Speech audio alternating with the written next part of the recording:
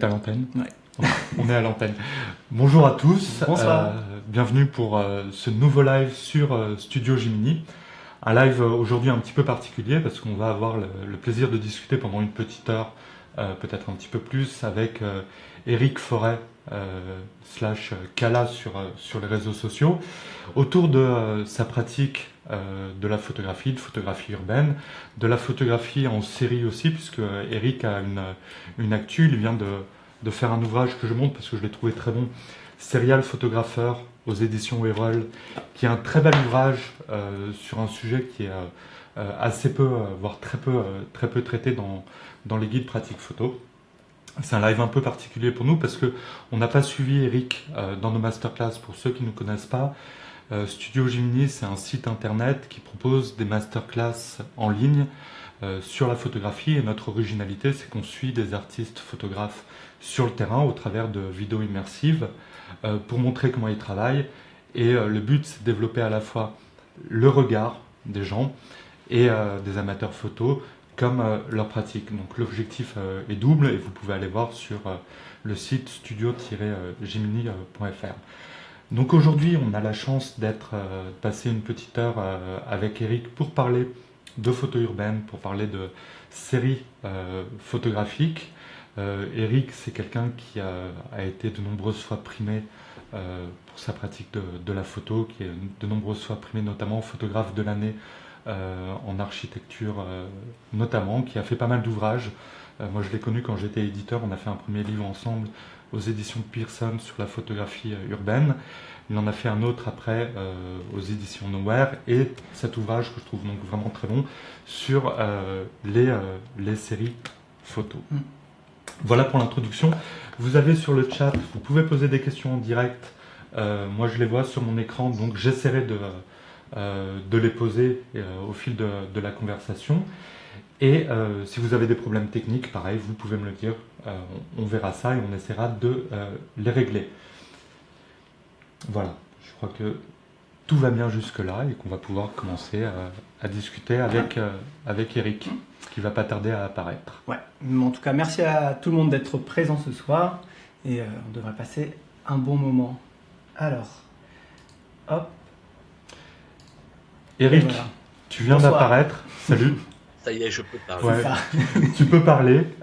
Tu es à l'antenne. Merci beaucoup de passer ce moment avec nous. Ça me fait très plaisir. Ça fait longtemps que j'en avais envie. Et je suis persuadé qu'on va avoir une petite heure et agréable et super intéressante, puisqu'on a pas mal de choses à voir ensemble. Alors, il paraît que tu peux être très très long sur tes réponses, puisque tu me disais Oui, que je te le confirme. sur une première interview, tu avais passé 45 minutes sur une première question en guise de réponse. On a une vingtaine de questions.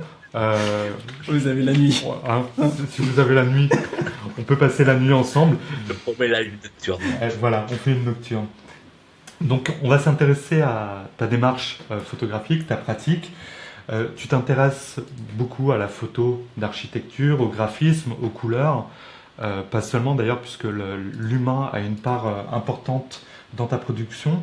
C'est une question un peu bateau, mais peut-être un petit peu difficile. Photographiquement, comment est-ce que tu pourrais te décrire ? Photographe urbain, ça me paraît être le plus adapté, parce que ça recouvre à la fois l'aspect architectural. Quand on me qualifie de photographe d'architecture, ça me met en rogne, parce que l'architecture, déjà, je l'aborde vraiment comme l'architecture, j'ai toujours l'humain derrière. C'est-à-dire celui qui a construit, celui qui a conçu, celui qui a peint, celui qui a mis le tag, celui qui a posé le volet. Mais contrairement à ce que beaucoup pensent quand ils suivent mon travail d'architecture, je travaille aussi beaucoup sur la place de l'humain en ville, puisque de toute façon, la ville n'a d'intérêt d'exister que s'il y a des humains à l'intérieur. Donc, c'est vraiment le domaine urbain qui me plaît. C'est-à-dire que j'aborde la ville en fait comme certains peuvent aborder la jungle ou la banquise. Alors à la fois avec les paysages et à la fois avec les habitants. Donc photographe urbain, ça me convient tout à fait. D'ailleurs, le premier livre que tu as commis aux éditions Pearson, c'était le titre, c'était la photographie urbaine. Tout à fait. Ouais. C'était ça. qui abordait pas du tout les séries, mais qui prenait la ville sous tous ses angles, avec à la fois les éléments architecturaux, mais également les éléments vivants et les éléments mouvants de la ville. D'ailleurs, on le voit très bien dans ton livre, puisqu'on suit plusieurs séries. C'est l'avantage, tu as travaillé énormément de séries, donc on peut illustrer ton propos, ou tu peux illustrer ton propos avec énormément de photos et énormément de séries. L'homme, l'humain a effectivement une place assez importante. Là, on voit une première photo qui est une photo issue d'une série sur l'homme et la couleur, je crois, où on voit des individus qui sont en général des silhouettes, des ombres, marcher vers la lumière, c'est ça. C'est ça. La place de l'homme dans la ville, moi je le vois toujours comme quelqu'un d'assez solitaire. C'est-à-dire que la ville est un théâtre dans laquelle, alors ma pratique s'éloigne un petit peu de la pratique de la vie en ville, ce qui demande des incendies. Moi, j'essaie vraiment de monter des êtres humains dans l'environnement urbain.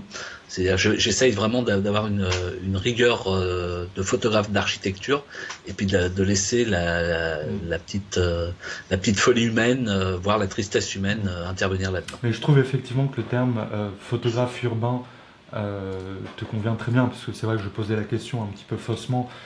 Photographe d'architecture, c'est extrêmement limitatif par rapport à ta pratique. Tu parlais de la rue et de la vie qui est un théâtre.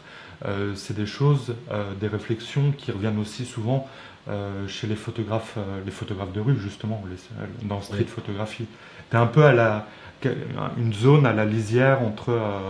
Oui, je suis à la lisière, dans le sens où l'humain... je travaille, moi, dans ma pratique, je ne travaille sur l'humain que quand il est en relation avec la ville.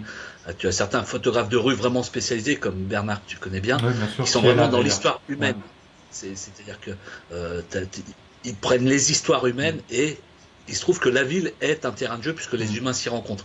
Moi, c'est d'abord la ville et son environnement, on va dire, inerte, que je mets en place, et après, j'ai cet être humain qui vient ponctuer l'histoire de la ville, mais c'est pas la ville qui ponctue l'histoire des humains. Oui, c'est ça. C'est un petit peu ma démarche à moi. Il y a une approche différente, puisque Bernard va plutôt chercher les petits dérapages du quotidien, les situations parfois insolites.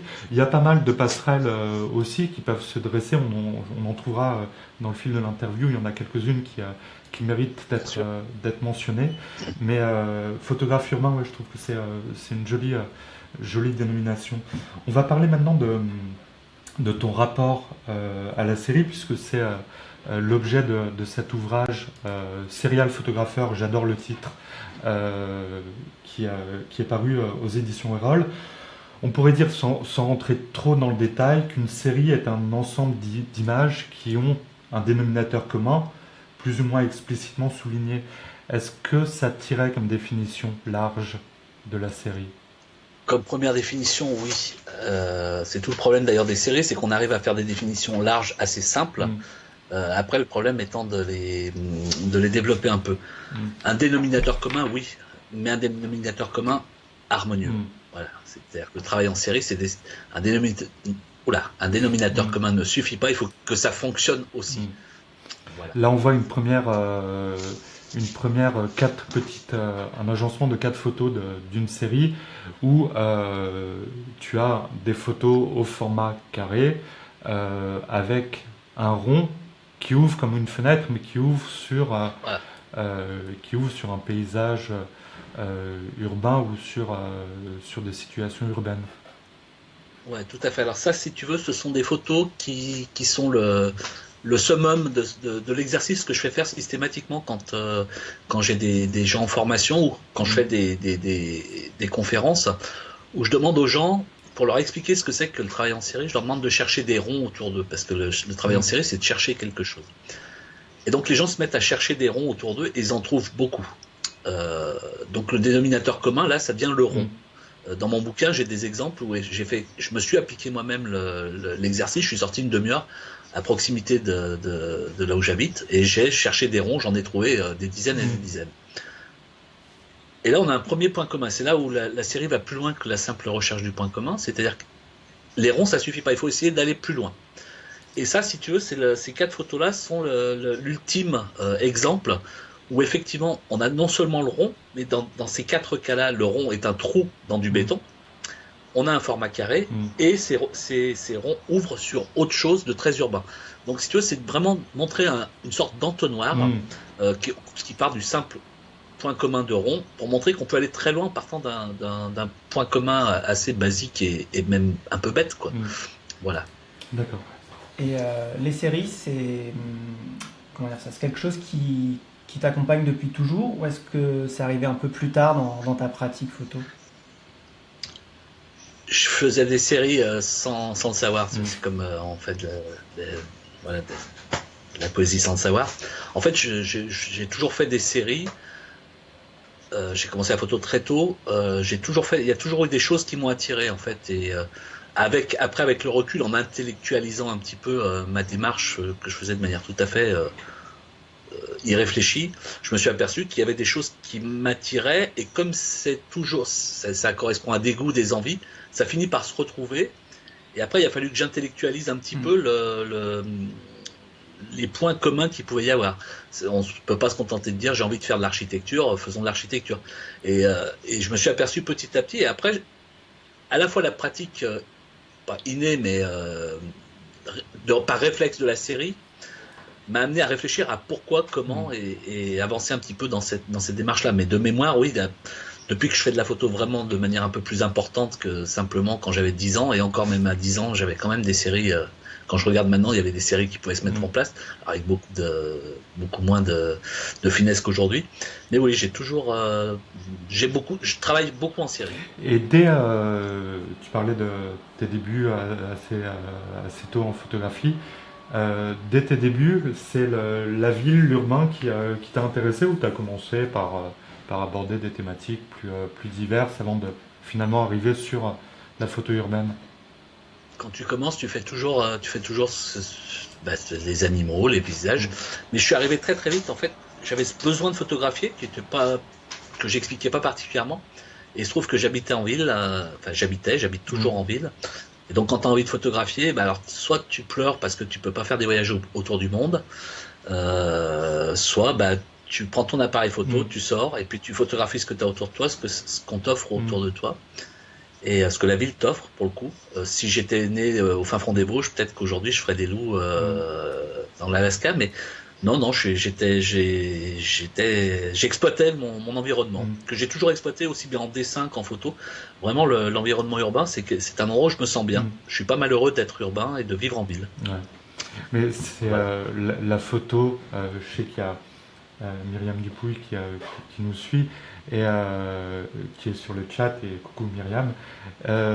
Tu disais que la photo, tu as commencé la photo urbaine parce que c'est ce qui était autour de toi. C'est vrai que la photo, c'est aussi être amené à voir avec plus d'attention et à redécouvrir ce qu'on a autour de soi. C'est exactement ça. Et ça a commencé pour moi à fonctionner un petit peu quand je me suis aperçu que ma vision à moi de la ville, en fait, elle n'était pas partagée par tout le monde. C'est-à-dire que j'avais une vision très particulière. Ça, je ne l'ai pas travaillé. C'est vraiment un jour où j'ai montré mes photos et où il y a des gens qui m'ont dit « Ah, mais où c'est que tu as vu ça ? Comment tu as vu ça ?» C'était pas du tout réfléchi. En fait, je me suis aperçu que j'avais une manière très très subjective de regarder la ville, et que ce côté de justement trouver la ville comme étant un terrain de jeu, je la regardais de manière très, très amusée et très différente des gens qui subissaient la ville. Moi, je la subissais pas, je m'amusais avec. Et du coup, je me suis aperçu que j'avais vraiment... pareil, je m'en apercevais pas du tout avant. C'est quand j'ai commencé à montrer mes photos que j'ai eu des retours, que les gens m'ont dit « Oui, c'est bizarre, ça je suis passé devant, alors que je ne faisais pas exprès. » Voilà. Et tu te souviens de la première série que tu as initiée ? Ouais. Où vraiment j'ai eu cette volonté un peu de travailler en série. Oui, c'est une série architecturale qui s'appelle Chromatic Cité, où j'ai des détails d'architecture avec des ciels, on va pas dire des cieux, on va dire des ciels un peu différents derrière. C'est à la fois architectural, abstrait, et puis très coloré. Ouais.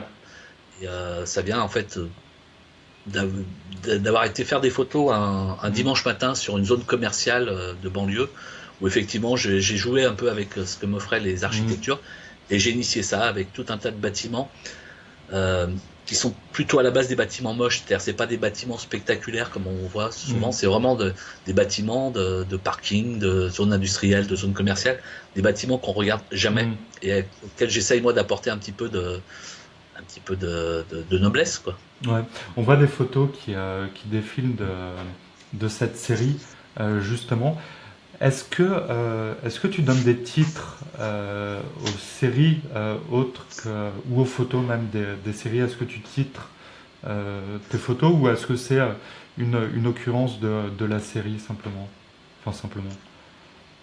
Non, je donne des titres. Alors c'est un sujet qui a beaucoup été discuté parce que je donne des titres très un peu bizarres, quoi. C'est ce qui raconte des histoires qui sont des titres très drôles en fait. Enfin, que j'essaye de trouver très drôle, puisqu'en général, sur cette série-là notamment, ce sont des photos qui sont assez strictes en termes de composition, qui pourraient être, si certains les connaissent pas du tout, pourraient les trouver rigides, même si elles ne le sont pas. Et donc j'ai des titres qui sont toujours un petit peu farfelus, qui racontent des histoires. La première photo qu'on a vue tout à l'heure, par exemple, le bâtiment rose avec des yeux, s'appelle Malgré le retour du printemps, Barnabé était inconsolable. Voilà, tu vois, ça donne tout de suite une autre dimension. Alors il y a une grosse discussion et c'est un débat que je me fais à moi-même. Est-ce que pour l'avoir mis les titres dans certaines expos, j'ai des retours qui sont partagés. Il y a des gens pour qui les titres enlèvent des choses et au contraire d'autres qui trouvent que ça va bien ensemble. Et j'ai encore pas de réponse définitive là-dessus. En ce moment, j'en fais pas trop parce que ça me vient pas, mais en tout cas, c'est jamais forcé. C'est-à-dire quand j'ai un titre qui vient, c'est toujours un. Voilà, si en ce moment, depuis 2-3 jours, j'ai une série sur des arbres, enfin sur des prises dans la brume avec plusieurs choses où je donne des noms. T'as 2 arbres qui s'appellent Boule et Bill ou des choses comme ça. T'as une ambiance très romantique et très voilà, arbre dans la brume avec un titre un peu farfelu. Et j'aime bien. En tout cas, malgré le retour du printemps, Barnabé était inconsolable. Je suis fan. C'est vrai que quand je revois la photo, je me fais mais oui. Voilà, ça paraît évident. Évidemment. Et cette série donc sur ces architectures avec ces ciels. Il y en a une autre d'ailleurs, c'était la deuxième où il y a un immeuble comme ça qui part, on dirait un monolithe, quasiment une navette spatiale. Là, c'est le projet pour ma pierre tombale. D'accord. Voilà. Tu vois grand. Oui, je vois grand et coloré. Ouais, bah écoute, c'est bien. C'est bien. C'est une série qui est toujours en cours. Elle est en cours parce que c'est ce que je fais naturellement. Si tu veux, et elle est forcément en cours parce que elle dépend à la fois de trouver un bâtiment moche mais avec un intérêt, mais d'avoir un ciel qui à ce moment est intéressant aussi. Et puis j'ai moi le feeling avec ce bâtiment à ce moment-là. Donc c'est une série qui est toujours en cours, si tu veux, si je réfléchis pas, c'est ce genre de photo que je faisais systématiquement, que je fais encore un peu de temps en temps. C'est quelque chose que j'aime fondamentalement. Donc c'est une série qui avance, qui évolue. Certaines disparaissent, certaines quand je les expose, il y a à chaque fois je fais tirer des nouvelles photos et il y en a qui disparaissent. C'est une série qui évolue, qui est mouvante, avec quelques on va dire quelques photos, une dizaine de photos qui font partie vraiment du socle et qui bougent pas. On a une colonne vertébrale dans laquelle il peut y avoir de nouvelles photos qui viennent rejoindre cette colonne vertébrale, mais c'est une série qui est vraiment mouvante et qui s'adapte en fonction de comment je la présente, si c'est dans un livre, si c'est dans une interview, si c'est en exposition. Du coup, c'est vraiment quelque chose de vivant, une série, en fonction des lectures ou des itinéraires que tu peux dessiner avec les différentes photos de la série. Il y a différents organismes, différentes choses qui peuvent surgir. Même plus loin, c'est qu'une série peut en entraîner la création d'une autre. C'est-à-dire, quand tu travailles sur une série, tu peux t'apercevoir au bout d'un moment, comme un petit alien qui sortirait de la série, c'est-à-dire que tu peux t'apercevoir qu'il y a une autre harmonie, un autre discours qui peut apparaître. Et du coup, une série peut engendrer une série qui après deviendra totalement différente. Ça arrive assez régulièrement. Tu te fixes une limite, c'est-à-dire que est-ce qu'à un moment donné, tu te dis cette série-là, c'est terminé, j'arrête ou pas, la finalité d'une série, comment tu l'abordes toi? Je l'aborde pas. D'accord. je suis assez peu didactique là-dessus. Il peut arriver. En fait, il y a un moment où j'ai une série qu'on verra pas là, mais qui est dans le livre, qui sont des arbres pris en gros plan, très centrés, avec un format carré, avec un traitement très particulier. Très franchement, cette série, si tu dépasses les 6 ou 8 photos, elle va devenir terriblement casse-pied, quoi. Alors, éventuellement, on peut imaginer qu'il y ait des photos qui viennent remplacer certaines photos existantes, mais plus de 8, ce serait assez insupportable à présenter, selon moi. Hein. Après, il y a des séries, comme la série que j'ai en ce moment pas mal sur Instagram, qui sont des humains en ville, mais en noir et blanc. On verra peut-être ceux en couleur. Et là, elle est sans fin, parce que après j'ai une matière, je dois avoir, c'est une série qui fait 80 photos. Je pourrais la présenter par exemple dans un livre, c'est un projet que je pourrais avoir de les mettre dans un livre où j'en mettrais 80. Dans une expo, je peux en mettre entre 8 et 20. Voilà. Après, j'ai des séries que je sais qu'il faut qu'elles soient accumulatives. J'ai une série avec des façades d'immeubles. Celle-là, si un jour je devais l'exposer, j'aimerais en exposer 100, tu vois, vraiment avoir quelque chose de très violent en termes d'impact. Mais c'est vrai que ça aurait une cohérence, ces images comme ça, chaque image étant une fenêtre. De même qu'il n'y a pas de règle, c'est une discussion que j'ai eue il n'y a pas très longtemps au salon de la photo où on dînait le soir on était tout un troupeau, et où j'ai eu cette question: à partir de combien de photos existent dans une série? Non, il n'y a pas de nom. Ils se reconnaîtront, ils sont peut-être d'ailleurs en train de regarder. Je vois pas qui regarde, donc. Non, c'est secret. Mais la question, à partir de combien? J'ai répondu 2. Et il y a eu un gros débat, les gens me disant mais il peut pas exister une série avec 2 photos. Et là, je suis absolument pas d'accord. Une série, ça commence à partir de 2. Après, pour faire une série de 2 photos ultra cohérentes et tout, c'est vrai qu'on va pas aller bien loin. Mais tout dépend de ce qu'on veut faire de la série. Si tu veux faire une exposition, sauf cas particulier de mise en scène, comme je disais, avec une centaine de photos de façade, une exposition, j'ai entre 12 et 40 photos, quoi. Donc, si c'est pour une expo, c'est entre 12 et 40. Si c'est pour faire un livre, ça peut être 80, 100 photos, où tu peux mettre plusieurs séries. Si c'est juste pour toi, il n'y a pas de limite.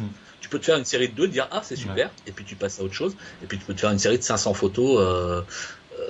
Il y a pas. Pour limiter une série, il faut toujours avoir à l'idée qu'est-ce qu'on va en faire, quoi. Toujours.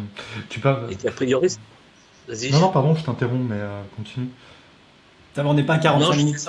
Ouais, c'est à 45 minutes. À 45 minutes, on a un buzzer. Non, mais voilà, c'est vraiment de dire si tu fais des séries juste pour toi, il y a aucune règle. Par contre, si tu fais, il y a toujours à s'adapter pour savoir. Si c'est pour une expo, si tu pars pour une expo avec une série de 4 photos, ça va être un petit peu juste, par contre. Voilà.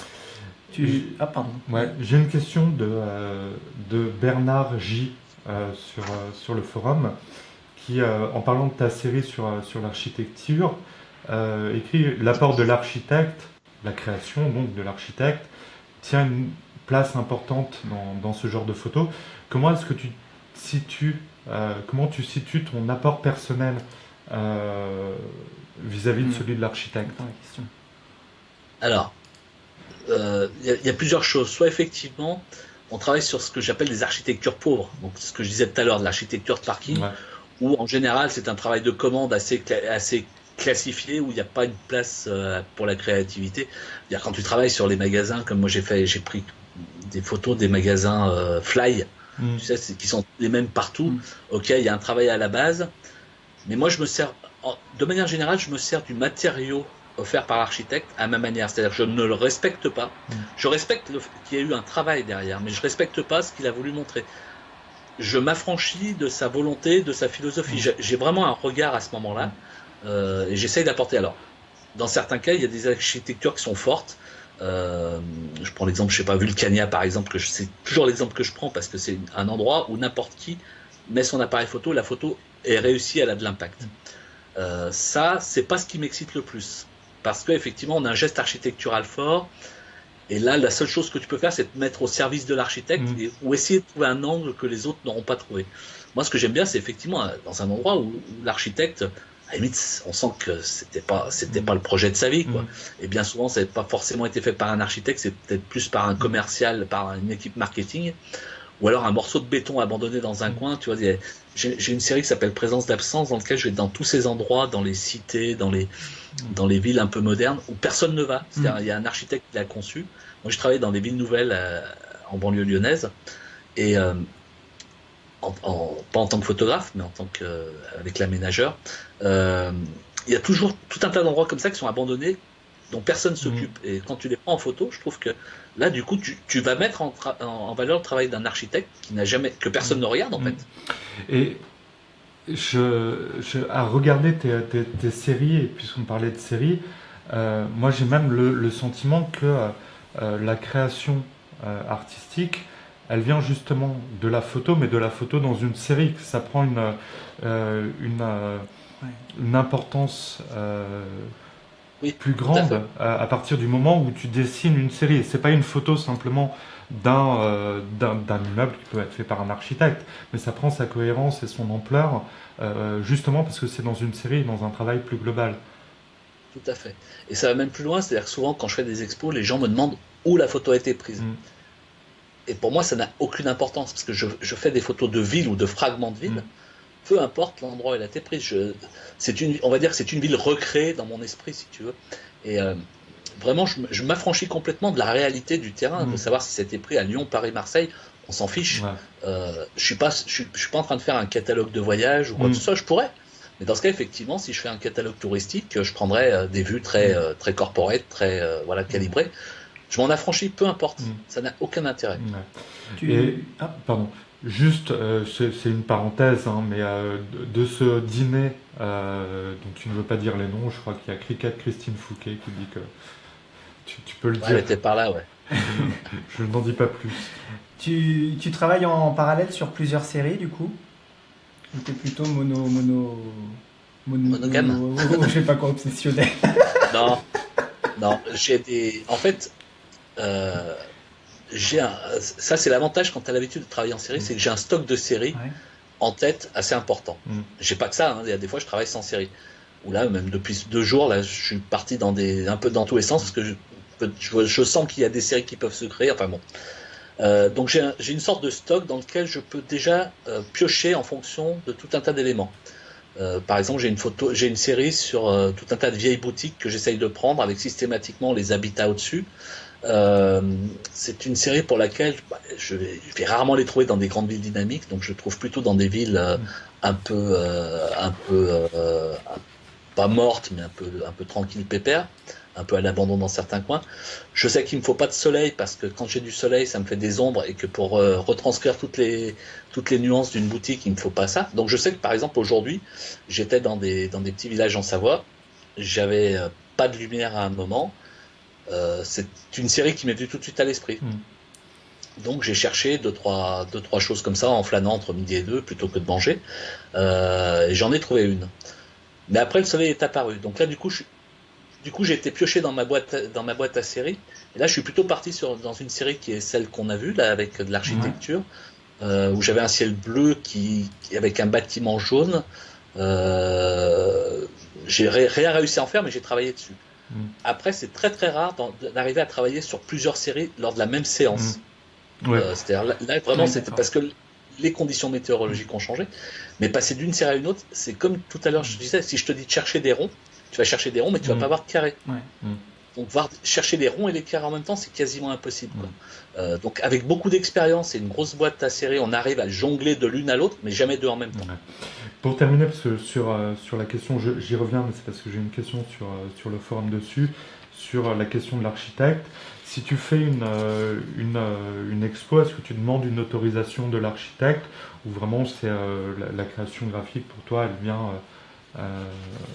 vient de la série J'ai certaines autorisations, dans certains cas je m'en affranchis. Après, quand j'ai pas d'autorisation, c'est des choses qui restent pas commerciales. D'accord. Ok.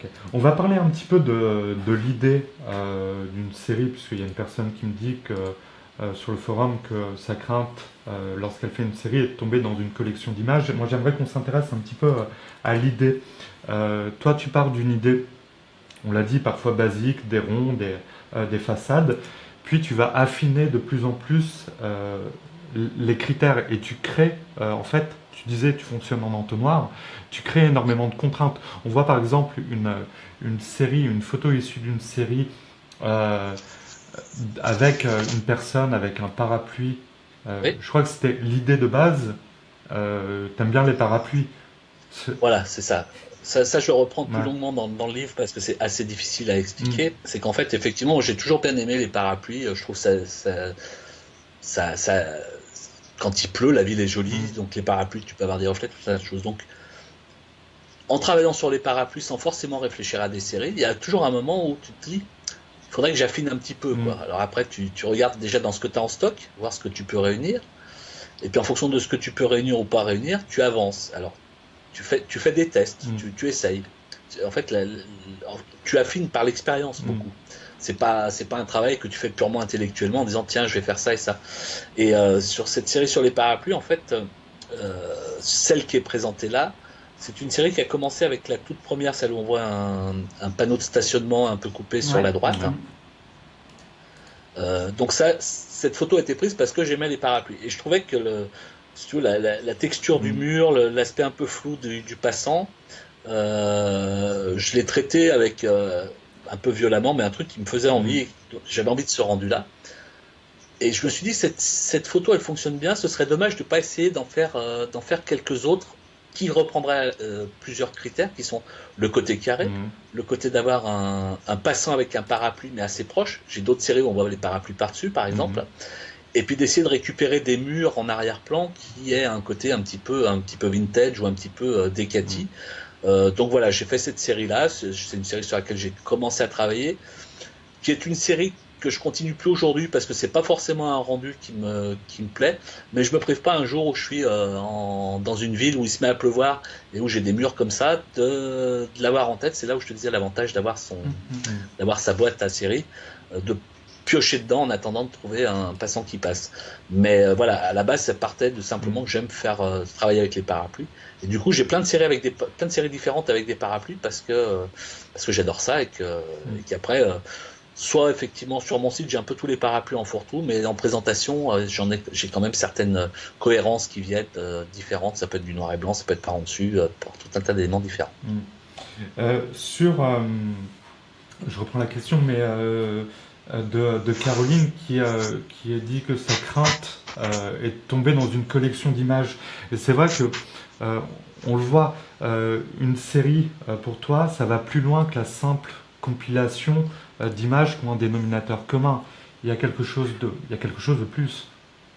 Oui, mais alors justement, pour le coup, il faut vraiment lire mon bouquin. C'est-à-dire, je parle vraiment de. Non, mais ça fait un peu camelot, mais c'est la vérité. C'est-à-dire que je pars vraiment du principe que tu as des séries simplissimes, les ronds, les couleurs, et après tu les fais évoluer. Donc après, tu as des séries un peu plus complexes, et après, tu as ce que j'appelle les séries enrichies.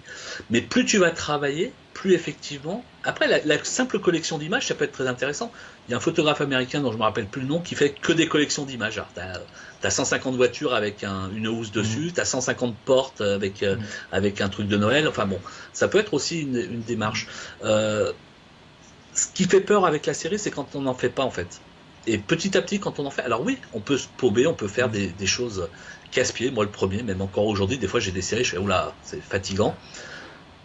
Il faut pas non plus que ça devienne une obligation, mais plus on va travailler les séries, c'est vraiment un entraînement, c'est comme du sport, c'est-à-dire plus on travaille les séries, en fait, plus les séries deviennent naturellement. Et c'est ce que j'essaie d'expliquer dans mon bouquin, c'est plus on travaille les séries, plus on s'éloigne d'une réflexion de dire je vais travailler sur des parapluies, mais plus on va travailler sur dire ouais, quand il pleut, je me sens un peu morose, ou au contraire, quand il pleut, je suis joyeux. Comment faire passer cette joie ou cette morosité par mes photos. Et à partir du moment où on devient de plus en plus sincère et de plus en plus proche de la subjectivité, on peut pas être répétitif quand on parle de soi en fait. Donc la peur, elle est compréhensible et normale, mais plus on pratique, moins on a peur en fait.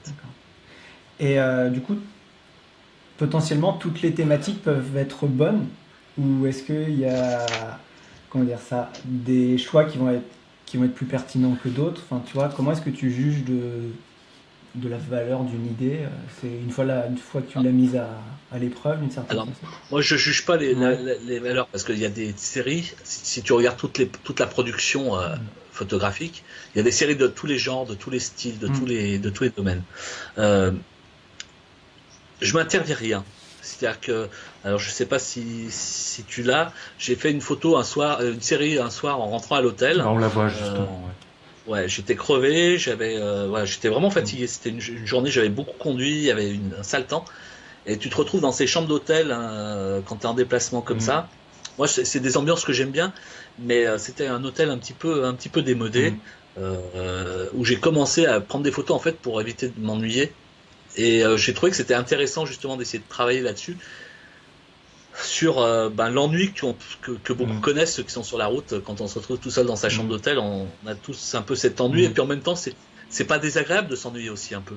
Et donc voilà, j'ai travaillé sur une série qui n'a rien à voir avec l'architecture, rien à voir avec l'humain, qui est pas forcément urbaine, mais voilà, donc je m'interdis rien, il faut rien s'interdire.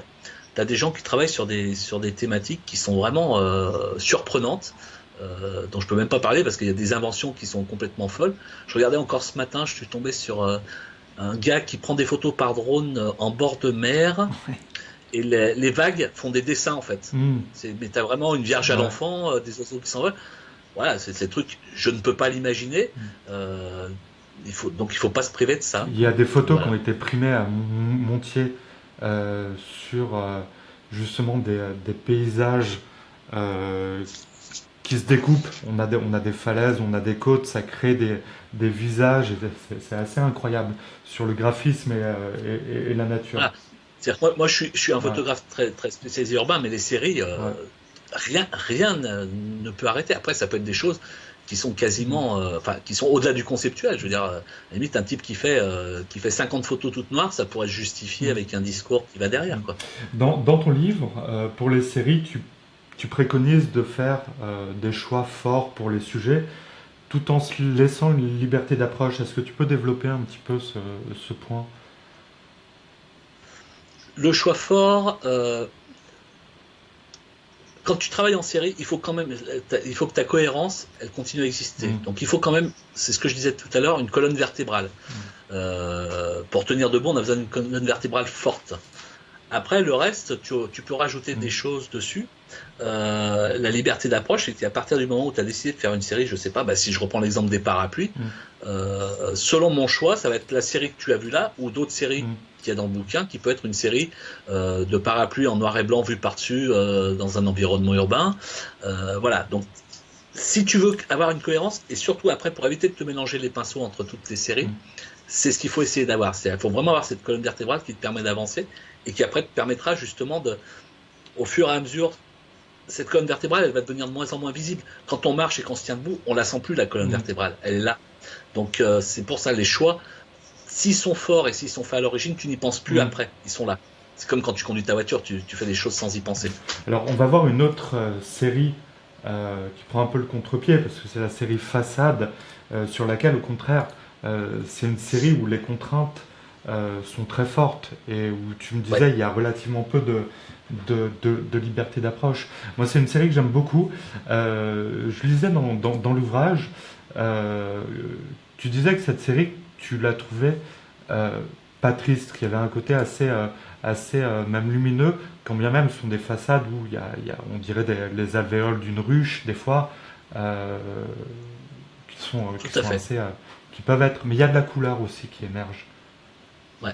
Alors, en fait, cette série, elle est née parce que moi, j'aime, comme je disais tout à l'heure, quand je parle d'architecture, j'aime bien rendre hommage à ceux qui l'ont fait. Là, on va plus loin, c'est-à-dire que en milieu urbain, les immeubles, tu peux pas y échapper. La vie, tu peux pas y échapper. On dit c'est inhumain, mais non, l'humain est partout. Et je trouvais justement intéressant avec ces façades où tout le monde dit c'est inhumain.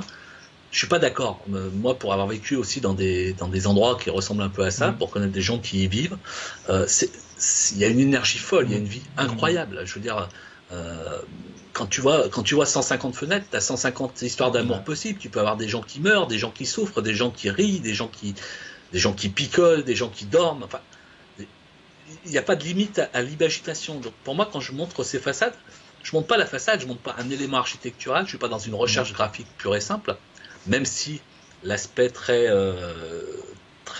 plat des choses, le graphisme, je peux pas l'occulter, mais vraiment, je travaille sur l'idée que c'est des rassemblements de vie.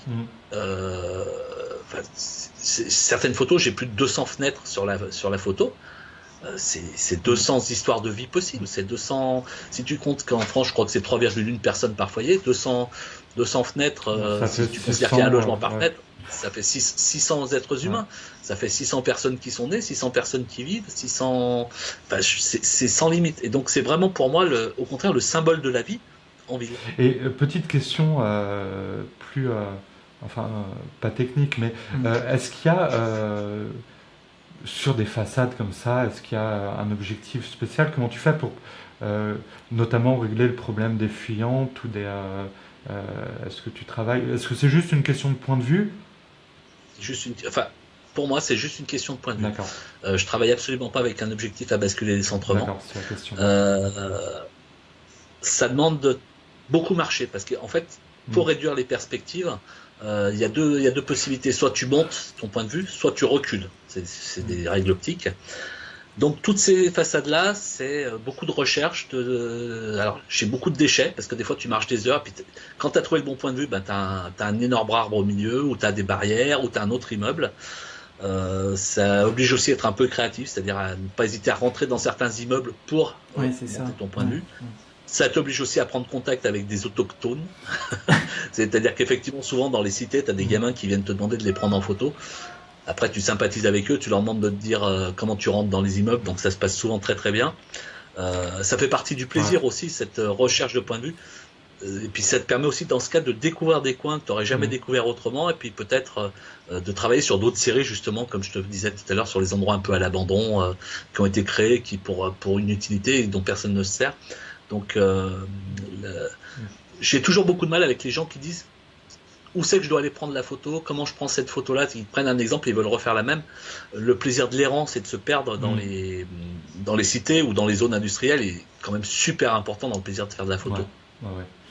Et travailler en série, c'est faire des recherches, donc c'est errer, c'est planer, c'est rechercher, c'est fouiner, c'est voilà. Bernard Jolival, tu as fait une intervention que j'ai trouvée passionnante au Salon de la Photo, qui s'appelait Itinéraire, errance, dérive en photo de rue.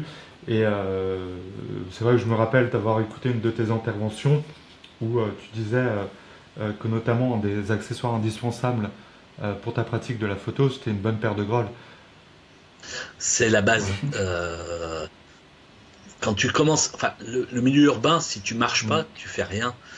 Si tu prends les transports en commun, alors du coup les transports en commun deviennent un sujet de photo, mais c'est pas comme ça que tu découvres la ville. Découvrir la ville, c'est marcher, c'est se perdre, c'est rentrer, pousser les portes, monter les escaliers. Moi, dès que je vois un escalier dans une ville, quelle qu'elle soit, je monte parce que tu as un point de vue en hauteur, donc du coup, tu as toujours un point de vue un peu différent.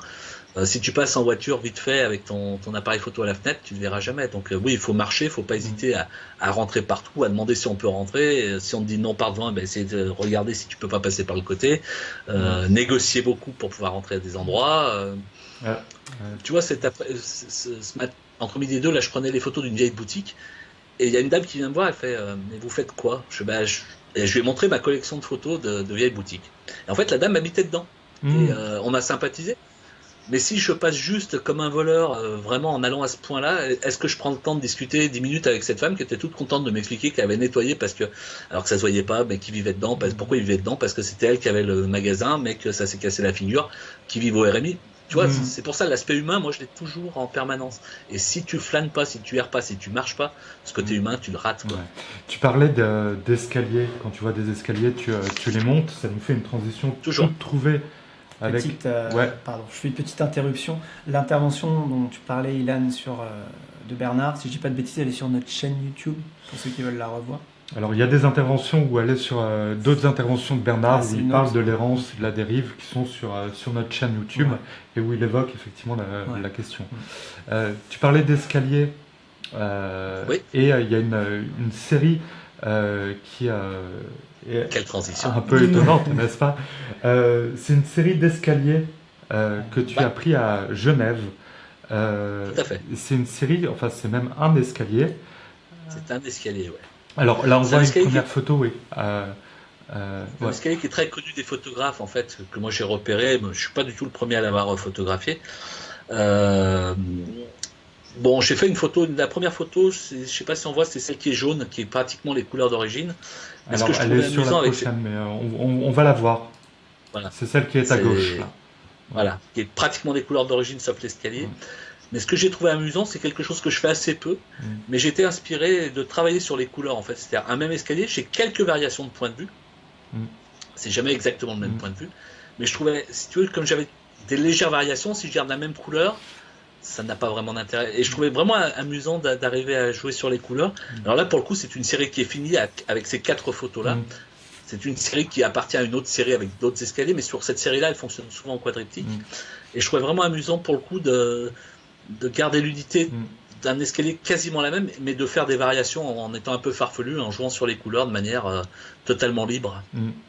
Le- en m'éloignant de la réalité. Ouais, là, effectivement, il y a une recréation en post-production, en fait. Tout à fait. Mais uniquement la couleur. Ouais, Par ouais, contre. ouais. Ouais. On a parlé, on a dit qu'il y avait, sans vouloir dresser des passerelles trop faciles, il y en avait avec la photo de rue. Si on devait imaginer une passerelle avec la photo animalière, est-ce que tu serais plutôt affût ou plutôt billboard? Alors ça rejoint un petit peu ce que je te disais tout à l'heure. C'est-à-dire que moi j'aime bien mettre en place mon petit théâtre urbain. Ouais. C'est-à-dire je me crée mes décors, tu vois, et j'attends qu'un être humain Mm. passe. Ça c'est 90% de ma pratique. Mm. Alors après il y a 2 exemples que Alors, je sais pas sur lequel on on voit est. une première photo où effectivement il y a, Des rayures. il y a des rayures, il y a des rayures. Voilà. Et- Alors ça c'est un endroit que j'avais repéré. J'ai attendu une première fois une demi-heure et comme toujours quand tu attends, j'étais sur le trottoir d'en face et comme toujours quand tu attends comme ça, soit quand tu veux qu'il y ait quelqu'un qui passe, les gens s'arrêtent ou les gens passent derrière toi.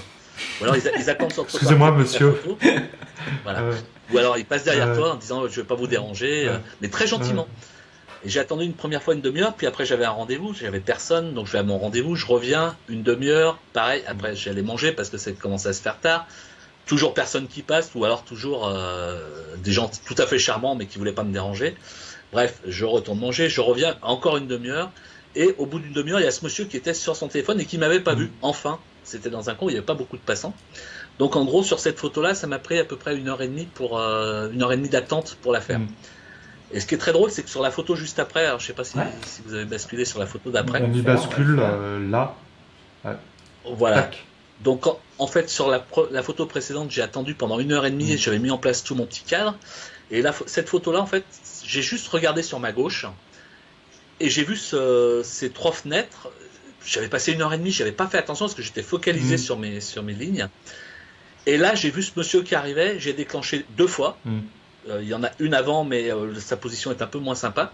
Donc j'ai déclenché que 2 fois. Donc celle-là m'a pris 3 secondes. Ouais.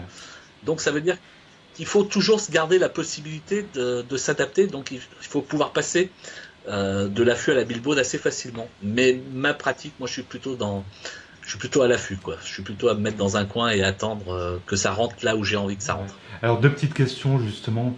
Cette photo qui était inattendue, est-ce que tu utilises le mode rafale ou est-ce que, parce que là la position des jambes qu'on voit sur la photo, l'écartement est parfait, on voit bien que la personne marche, les pieds sont posés sur les bandes du passage C'est un petit protégé. peu de chance ça, sur les bandes. Mais C'est un peu de chance, mais non, d'un autre jamais côté, de rafale. tu as déclenché au bon moment. Voilà, jamais de Ouais. rafale. Au début, quand j'ai commencé à faire un peu de photos urbaines comme ça, avec des humains, j'ai utilisé la rafale. Mm. Enfin, t'as pas de bons résultats. Mm. En fait, moi je marche, je me mets sur le rythme des marcheurs. Parce que, en général, les gens ils marchent à un certain rythme, ils varient peu leur rythme. Donc dans ma tête, je compte en même temps qu'eux, en fonction des pas. Mm. 1, 2, 3. Et je commence à appuyer sur mon déclencheur à cette vitesse-là, et je déclenche 2 fois, 3 fois. Mm. Pour essayer d'avoir le coup de bol, d'avoir les 2 pieds sur les passages ou pas, mais je pratique pratiquement pas la rafale. Dans certains cas, quand je suis vraiment surpris, quand j'ai pas le temps d'avoir le rythme, je peux pratiquer la rafale, mais les photos en rafale, c'est 95% de déchets. Et je crois qu'en photo en street, parce que là on se rapproche de la street, la rafale c'est quand même pas très utilisé parce que tu maîtrises plus rien en fait. Parce que quand tu travailles en rafale, c'est tout noir dans ton viseur et que tu as besoin quand même d'intégrer la scène dans son ensemble. Ce que dit Bernard, qu'on a suivi donc sur la masterclass street photo, photo de rue, c'est que effectivement lui, en tout cas dans sa pratique, ne fait jamais de mode rafale parce que c'est important de pouvoir revendiquer photographiquement l'instant. Oui, tout à fait. Ouais. Exact. Tu écris aussi que la série permet de développer son regard. Nous, c'est un point qui nous parle avec Studio Gimini, puisque c'est quelque chose qu'on essaye de développer justement le regard des personnes. C'est vrai que avoir tes séries, j'ai le sentiment que c'est une école du regard de travailler la série qui est quand même assez extraordinaire.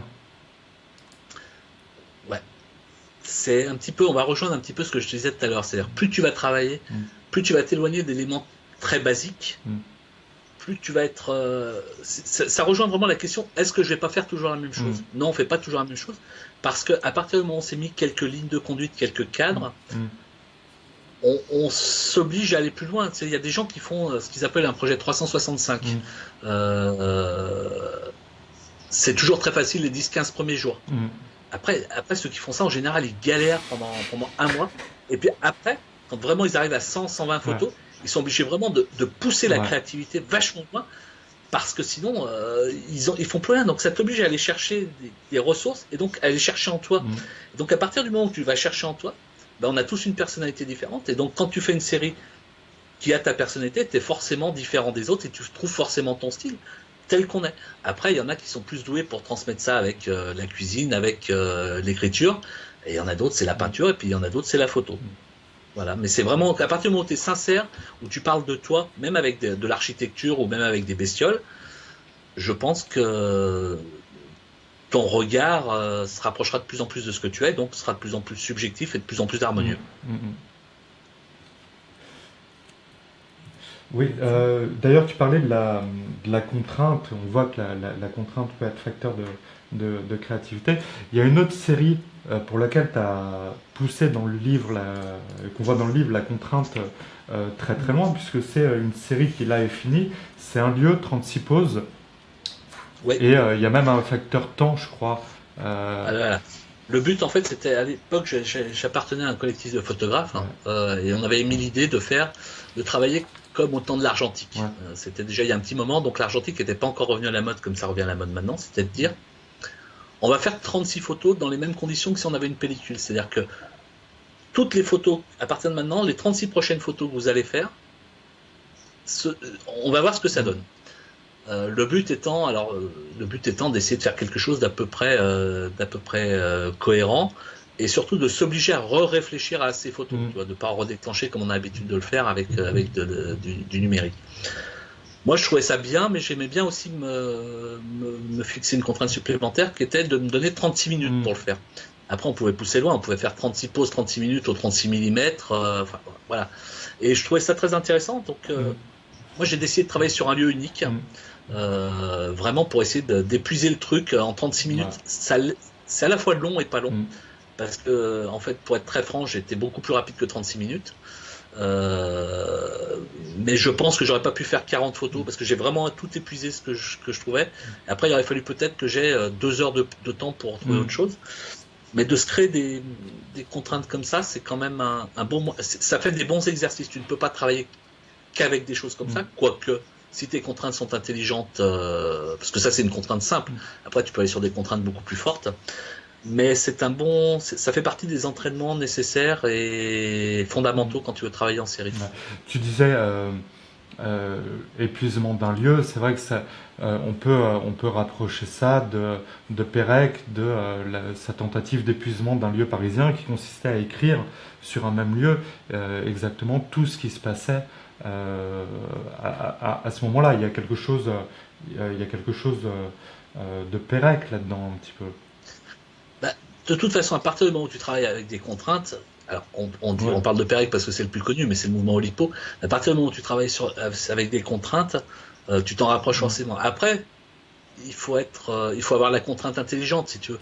Là où Perec était très fort, c'est que non seulement il avait des contraintes intelligentes, mais en plus il avait le talent de les exploiter. Je veux dire, écrire un roman sans utiliser la lettre E, il y en a qu'un qui pouvait le faire. Et il y a en même temps qu'un seul qui pouvait imaginer de le faire. Après, il faut essayer de transposer tout ça. Moi, c'est ma culture fondamentale littéraire, Perec. Mais après, il faut essayer de transposer tout ça à la photo. Et comme Perec, c'est-à-dire qu'il ne faut pas non plus que tes ficelles de contraintes deviennent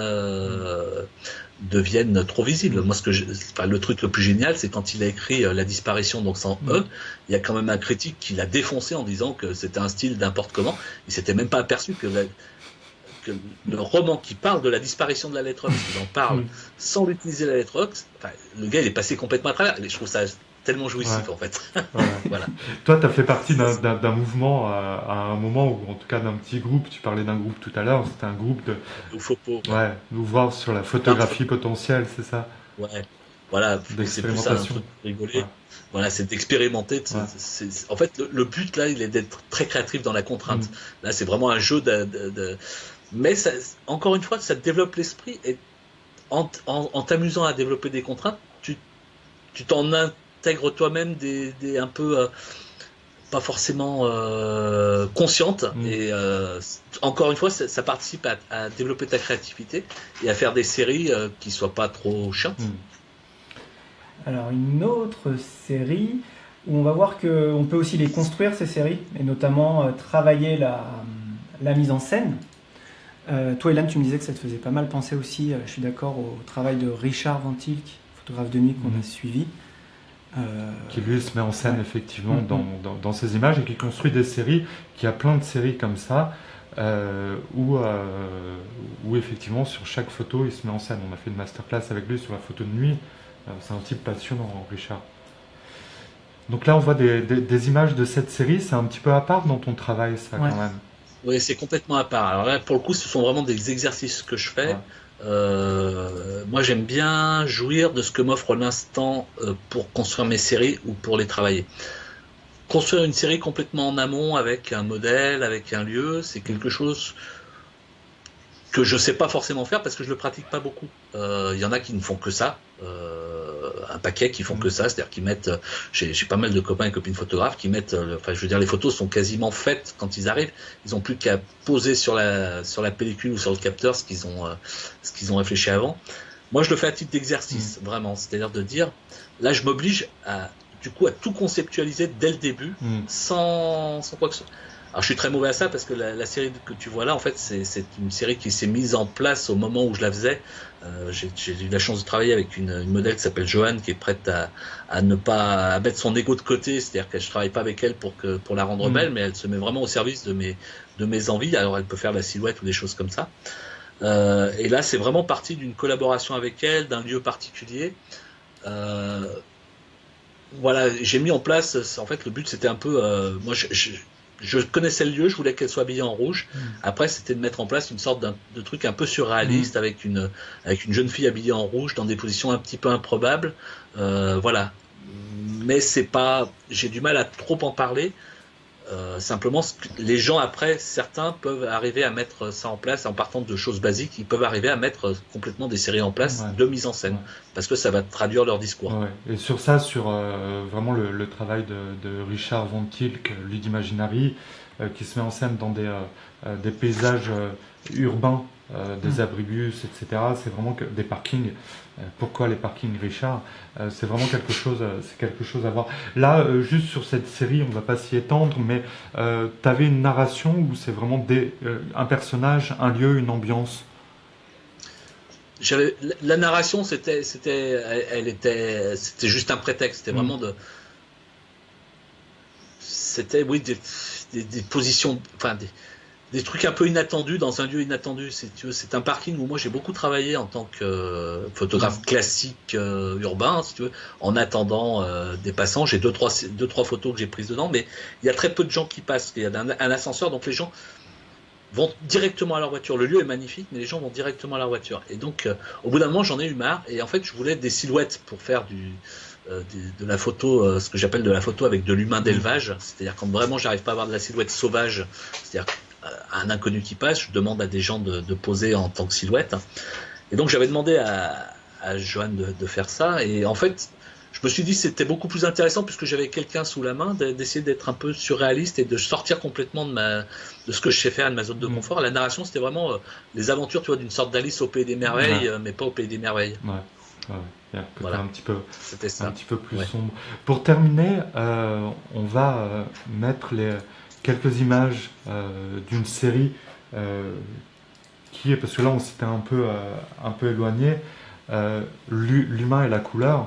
Ça, c'est une des séries peut-être qui a, allez, je me risque, mais qui représente extrêmement bien ton travail. C'est peut-être Ouais, c'est une série que j'aime bien.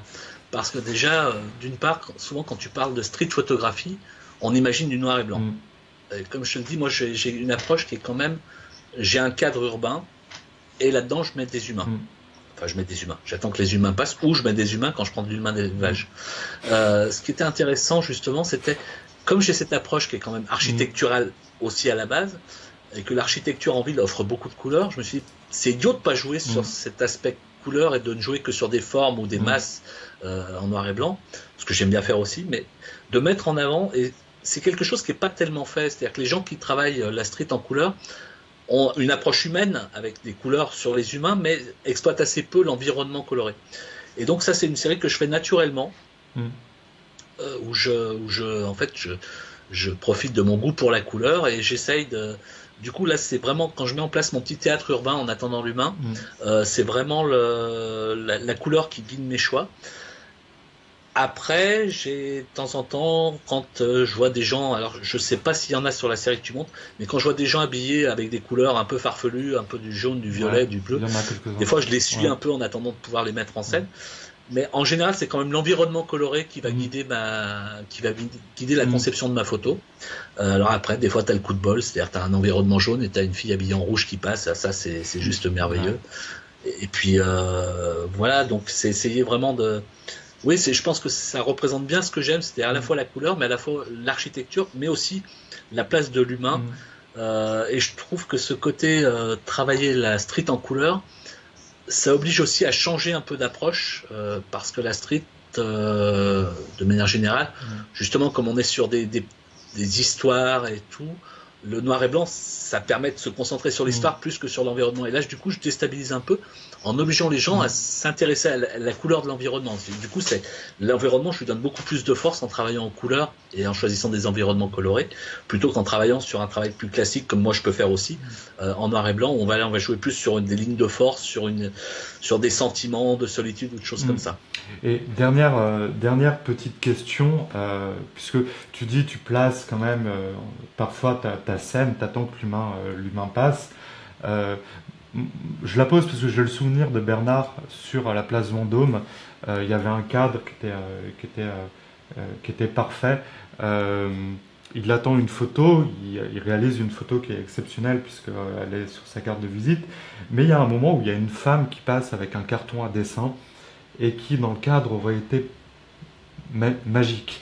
Et juste à ce moment-là, il était de l'autre côté du trottoir, il y a un camion qui passe, la photo n'a pas été prise.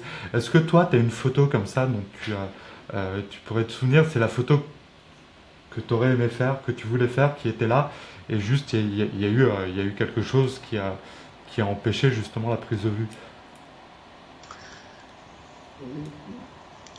C'était un peu l'équivalent de la photo qu'on a vue tout à l'heure avec les rayures, où j'avais un mur coloré en orange et jaune, et où effectivement, au moment où je suis parti, j'ai attendu longtemps. Là, je voulais vraiment jouer sur la couleur. C'était dans une ville paumée où il n'y avait pas grand monde qui passe, donc je décide de partir et de m'en aller. Et là, je vois quelqu'un qui arrive et qui est habillé, je crois de mémoire, en bleu, enfin un bleu un peu pétant, tu vois, un blouson bleu pétrole un peu pétant. Et je me dis ça va être super. Et je cours. Et le gars me voit arriver. Et il fait demi-tour. Je me fais peur. Et ben voilà. Et après, j'ai réattendu un quart d'heure, plus personne n'est passé. Ça, je me rappelle parce que je me dis qu'un type en bleu pétrole comme ça sur un fond rayé jaune, ça pouvait être sympa. Mais non, je l'ai pas eu. Mais après, les photos ratées, parce que les gens souvent te disent quand tu fais de la street, tu as eu de la chance. Ils oublient le nombre de centaines de photos où tu n'as pas eu de chance. Voilà. Ouais, et puis, Mais celle-là, c'est celle qui me vient à et l'esprit. puis ça, c'est... allez, j'aime bien citer les photographes avec qui on a travaillé, mais c'est Frédéric Lefebvre sur la photo de paysage qui dit la chance, il faut la provoquer, quoi. Il faut avoir de la chance, oui, mais il faut être là au bon moment. Lui, c'est pour être là en général au moment des belles lumières à 4h30 du matin. Voilà, il faut être là aussi, il faut la provoquer. Je crois que c'était ceux Exactement. Frédéric nous corrigera si je dis une bêtise, mais On peut ceux qui en tromper ont le 1000 plus, fois une personne. ceux qui ont le plus de chance, c'est ceux qui comptent le moins dessus. Ouais. Voilà, c'était ça. Oui, mais c'est ça, et puis surtout c'est que ce que les gens oublient souvent, et ça vaut pour tous les photographes, je pense que tu connais, il y a un travail d'éditing qui est fou, c'est-à-dire bien que pour les photos qui sont j'avais présentées, ça. pour une photo présentée, Ouais. tu en as des dizaines, voire des Ouais. centaines qui ne sont pas présentées et qui partent à la poubelle. Nous, on suit les photographes donc au travers des vidéos, mais on passe du temps après à montrer leur planche contact, à montrer pourquoi, et c'est passionnant, pourquoi ils vont choisir telle photo Sûr. plutôt qu'une autre, et de voir la photo se construire comme ça, c'est vraiment, enfin, c'est dans la démarche, moi je trouve quelque chose d'extrêmement intéressant. J'avais une petite question bonus de fin. On voit ton travail, la couleur, elle est omniprésente, elle est très forte. La post-production dans ton travail, elle a quelle place? C'est-à-dire que tu retravailles beaucoup tes images pour leur donner comme ça beaucoup plus de puissance derrière, ou tu Alors, arrives à te débrouiller sauf- pour, ouais. Dans le cas comme les escaliers de tout à l'heure, c'est Oui, du travail bien de sûr, post-production, ouais. donc j'ai quelques séries où effectivement je tabasse sur la post-production, je me fais plaisir. Pour la majeure partie, assez peu. Déjà, je travaille, alors c'est pas une chose à faire, mais moi c'est comme ça que je fais. J'ai quasiment à 95% du temps un filtre polarisant. Ouais. Donc déjà sur les couleurs, j'ai ça. Après, j'essaye de travailler quand j'ai des lumières qui font péter les couleurs. Je sature jamais. Quand je travaille sur la couleur pour la faire péter un peu, j'ai plutôt tendance à augmenter un peu le contraste. À sous-exposer légèrement et augmenter un peu le contraste pour obtenir la couleur. Mais en tout cas, je veux jamais perdre de matière. Mais oui, c'est des couleurs, mais ça reste très basique. Je veux dire, c'est un travail qui est. Je renforce un peu le contraste. Dans certains cas, je suis même obligé de désaturer un peu parce qu'avec le polarisant, des fois, c'est un peu trop violent. Et puis après, il y a surtout de la recherche de ces endroits colorés. Si tu veux, quand je me balade dans une ville, des fois je vois du coin de l'œil une couleur, c'est ça qui va m'attirer et je vais me diriger vers la couleur. Donc les couleurs sont là, après je les mets un peu en valeur par l'utilisation soit de la bonne lumière au bon moment, soit effectivement un petit travail de post-production. Mais on va dire que le travail de post-production est quand même, il est à moi, mais il est pas monstrueux. Si je passe 10 minutes sur une photo, c'est le bout du monde, quoi. Voilà. Daniel Petit, et c'est vraiment pour terminer, demande y aura-t-il une masterclass avec Eric?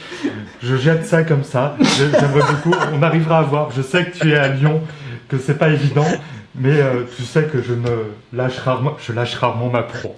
C'est pas exclu. C'est pas exclu. Bon, en tout cas, merci beaucoup d'avoir passé cette heure avec nous. Merci à tous, vous avez été assez nombreux à nous suivre, à poser des questions. J'espère que vous avez passé un bon moment. Ouais. Enfin, nous, on a passé un bon moment. Je parle pour. Ouais, moi c'était bien. Ouais, voilà. J'étais attentif, c'était cool. C'était bien. Et en tout cas, merci beaucoup. Si vous voulez en savoir plus sur la série, je le conseille parce que vraiment, c'est un bon ouvrage. Serial photographeur chez un bel éditeur, parce qu'Erol fait des très bons livres. En dehors d'être un bon livre, bien écrit, c'est du beau papier. Il y a un très beau travail éditorial dessus. C'est un secteur que je connais bien. Et donc je peux vraiment le dire. Si vous ne nous connaissez pas et vous ne connaissez pas Studio Gemini, allez voir sur notre site. On fait des choses bien. On fait des choses un petit peu différentes. Donc allez voir. En tout cas, merci beaucoup Eric d'avoir passé ce temps-là avec nous. On a fait 1h10. C'était un plaisir. Et pour plein de questions, c'était super. C'était cool. Et voilà. Et à très bientôt tout le monde. Ouais, merci bien. Bonne soirée. Ciao. Au revoir. À bientôt. À bientôt pour un prochain live. Ciao. Ah, attention.